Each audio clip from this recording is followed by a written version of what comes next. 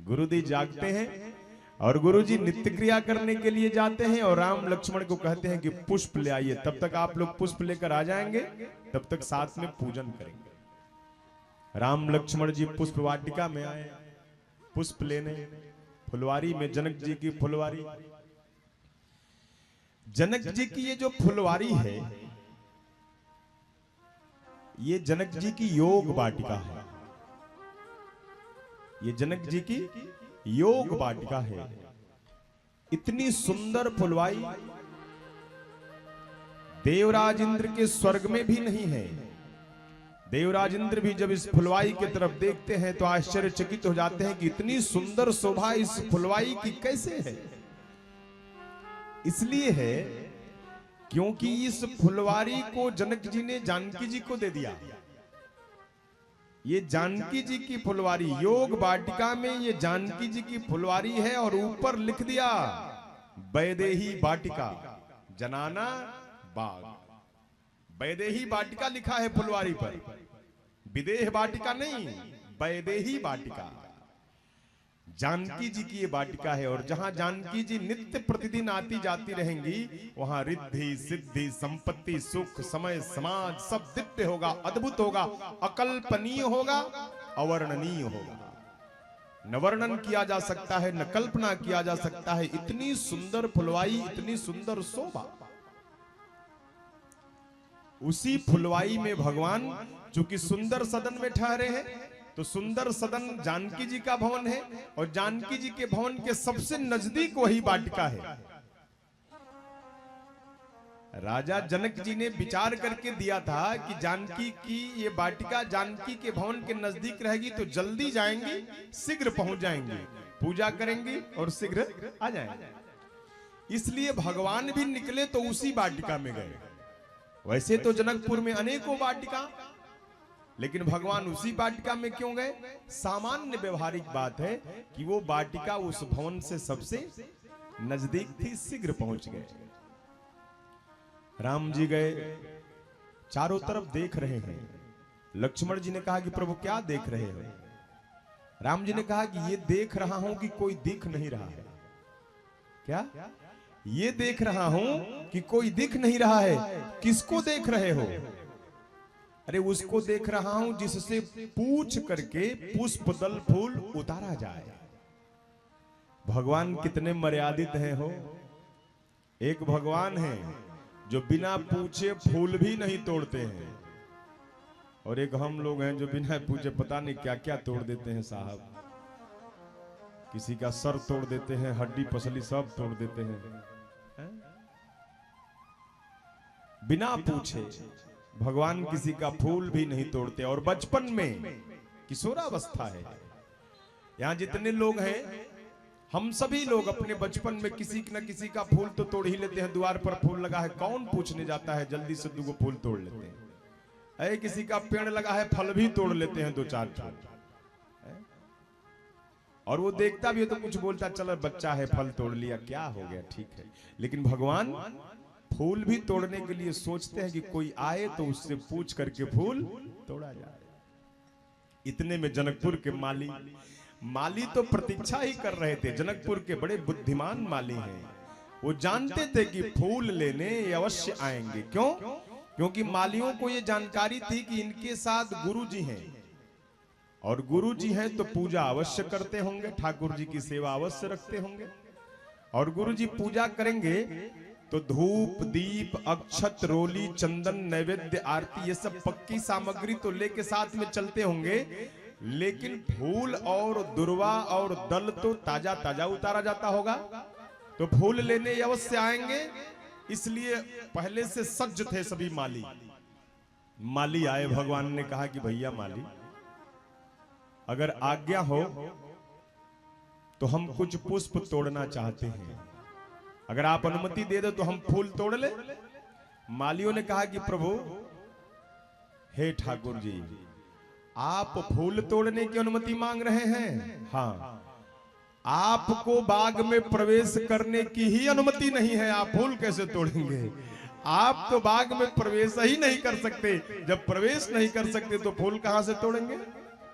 आप तो यही बाग के मुख्य द्वार पर बाहर ही बैठिए, हम फूल तोड़ करके लाएंगे और हम सुंदर सुंदर पुष्प दल उतार कर लाएंगे और आपकी सेवा में अर्पित करेंगे। आप क्यों जाएंगे फूल तोड़ने? हमारे रहते आप जाएंगे? अरे हम सेवक हैं, आप स्वामी हैं। सेवक के रहते स्वामी श्रम करें। राम जी ने कहा कि आप सेवक बगिया के हैं, हम सेवक गुरु जी के हैं। तो हम गुरु जी की सेवा में स्वयं प्रस्तुत हैं और गुरु जी की सेवा हम अपने ही हाथ से करना चाहते हैं। गुरु जी की सेवा हम अपने ही हाथ से करना चाहते हैं, इसलिए आपके हाथ द्वारा तोड़े हुए फूल हम ग्रहण नहीं करेंगे, हम अपने हाथ से तोड़ेंगे। इसलिए आप अनुमति दीजिए, आज्ञा करिए कि हम अंदर जाएं। मालियों ने कहा कि सरकार आपका आदेश है तो आदेश का पालन तो हम करेंगे, लेकिन हम आपके चरणों की तरफ देख रहे हैं, आपके चरण निरावरण हैं, चरणों में पादुका नहीं है ठाकुर। ये निरावरण चरण कितने कोमल हैं, इतने दिव्य हैं, कमल की लाल पंखुड़ियों की तरह ये लाल और कोमल कमल के समान ये चरण, इनमें पादुका नहीं है। आप कैसे जाएंगे वाटिका में? लक्ष्मण जी ने कहा कि तो क्या तुम्हारे जनक जी की वाटिका का मार्ग कंटका किरण है? क्या इन मार्गों पर कांटे बिछे हुए हैं? मालियों ने कहा कि नहीं नहीं सरकार, मार्ग तो पुष्पाच्छादित ही हैं, मार्ग पर तो पुष्प ही बिछे हुए हैं, लेकिन हमें डर है कि पुष्पों की पंखुड़ियों से भी आपके चरण घायल हो जाएंगे और रक्त रंजित हो जाएंगे। इसलिए हम आपसे प्रार्थना कर रहे हैं कि आप वाटिका में न जाएं। आपके चरण तो इन पुष्प के पंखुड़ियों से भी कोमल हैं, ये पंखुड़ियां चुभ जाएंगी और आपके चरण रक्त रंजित हो जाएंगे। इसलिए आपसे बार बार प्रार्थना, आप यहीं बैठिए। नहीं, हमारे चरण हैं, हम सह लेंगे, आप तो बस जाने की अनुमति दो। लेकिन सरकार सुना है इन चरणों में जादू भी है। कैसा जादू? सरकार आपने इन चरणों को, शिला को छुला दिया, शिला नारी बनकर के आसमान में उड़ गई। राम जी ने कहा कि तो शिला को छुलाया था, अब शिला बन गई तो बन गई, लेकिन प्रभु आप पुष्प तोड़ने आए हैं, पूजा के लिए पुष्प तोड़ने आए हैं, तो सरोवर में अवश्य जाएंगे। सरोवर में जाकर के हाथ पांव धोएंगे तभी पुष्प उतारेंगे। हाँ, तो सरोवर की सीढ़ियां शिलाओं की बनी हैं, अगर आपके चरणों का स्पर्श हो जाएगा ठाकुर, तो सरोवर की सारी शिलाएं जो सीढ़ियां बनी हैं सब नारी बन के उड़ जाएंगी, सरोवर उजड़ जाएगा। इसलिए आपसे प्रार्थना है कि आप तो बाहर ही बैठिए। लक्ष्मण जी ने कहा कि बहुत कानूनची है भाई, ये माली बड़ा कानून बतिया रहा है। माली का एक बेटा था, उसने कहा कि एक और बात है, आपके पांव में इतना जादू है कि पत्थर स्त्री बन जाता है, तो हाथों में कुछ न कुछ जादू अवश्य होगा। अगर हाथों के जादू से पेड़ पौधे भी स्त्री बनने लगेंगे, तब हम लोग जनक जी को क्या कहेंगे कि हम जनक जी की वाटिका के रखवाले हैं, वाटिका को नष्ट करा दिया, हम आपको अंदर कदापि नहीं जाने देंगे। राम जी ने कहा कि अच्छा एक बात सुनो कि एक शिला पर हम पांव रखेंगे, अगर वो शिला नारी बनकर के आसमान में उड़ जाएगी तो फिर हम आगे नहीं जाएंगे, हम वहीं से वापस हो जाएंगे, और हमारे चरण में जो पंखुड़ियां चुभेंगी तो वो भी हम सह लेंगे, आप तो बस। मालियों ने कहा कि लेकिन प्रभु एक और बात है। क्या? आप जब वाटिका में जाएंगे सरकार, ये बात बड़ी महत्वपूर्ण कही मालियों ने। कहा कि प्रभु जब आप वाटिका में जाएंगे तो पूरी वाटिका फूलों से भरी हुई है, फूलों से लदी हुई है, और आप जिन फूलों का चयन करेंगे तो सारे फूल तो आप तोड़ेंगे नहीं। क्या मस्तिष्क लगाया मालियों ने। कहा कि हे मालिक, आप सारे फूल तो तोड़ेंगे नहीं, जिन जिन पुष्पों का आप चयन कर लेंगे वो तो धन्य हो जाएंगे, लेकिन जिन फूलों को आप छोड़ देंगे, जिन फूलों को आप छोड़ देंगे हे नाथ, उनका क्या होगा? भगवान ही जिनको छोड़ देंगे, अब उनका क्या होगा? अपनी दुर्दशा पर रोते हुए वो पुष्प अपनी जड़ों से उखड़ उखड़ करके स्वयं आपके तरफ बढ़ने लगेंगे, तब क्या होगा?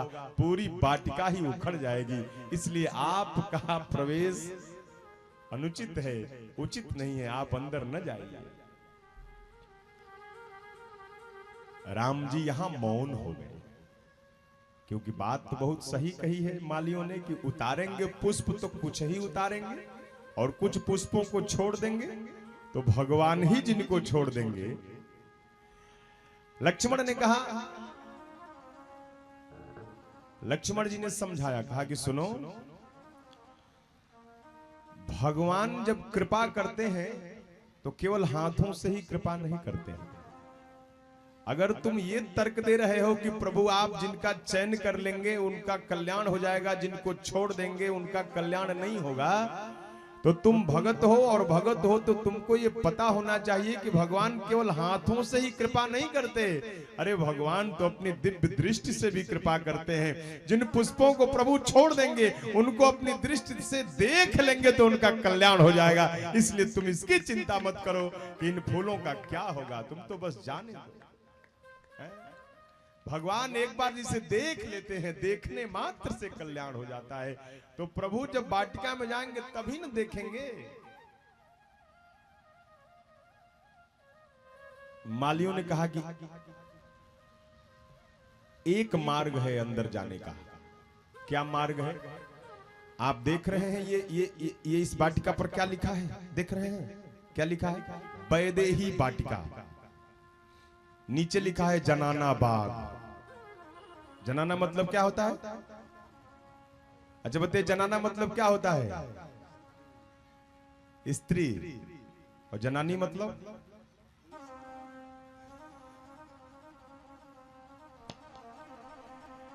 जय जय। लिखा है जनाना बाग। ये जानकी जी का बाग है। तो ये बाग जिसका है, एक बार उसकी सत्ता स्वीकार कर लीजिए, फिर अंदर जाइए।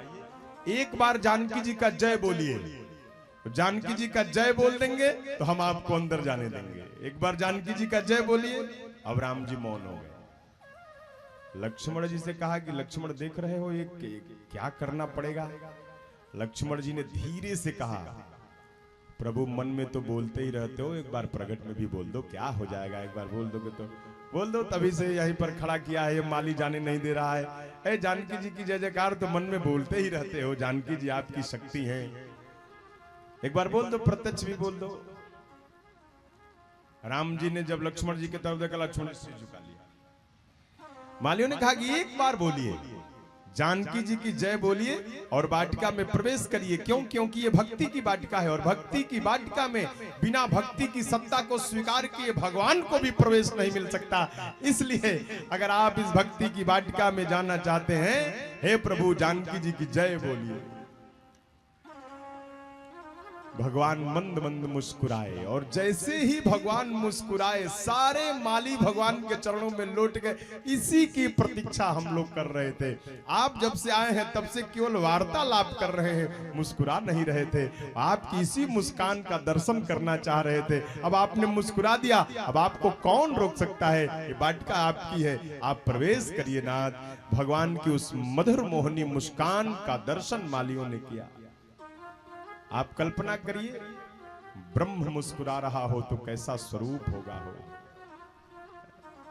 राम ब्रह्म मुस्कुराए। मालियों के इस सुंदर सहज भाव पर प्रसन्न होकर जब प्रभु मुस्कुराए, सारे माली भगवान के चरणों में साष्टांग हो गए। कहे कि हे नाथ, हम जो चाहते थे वो प्राप्त हुआ, अब आप जो चाहते हैं आप स्वयं प्राप्त करिए, प्रवेश करिए।